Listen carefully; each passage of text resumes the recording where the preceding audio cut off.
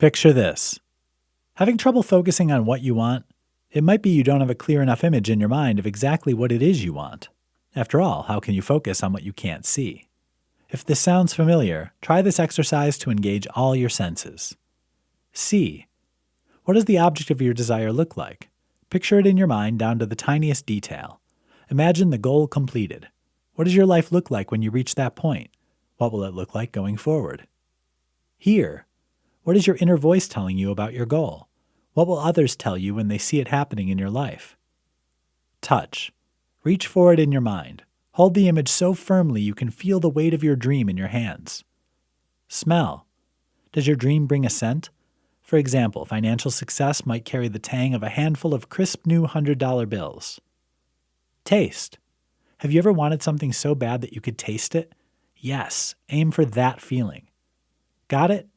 Great. Congratulate yourself because you've just found focus.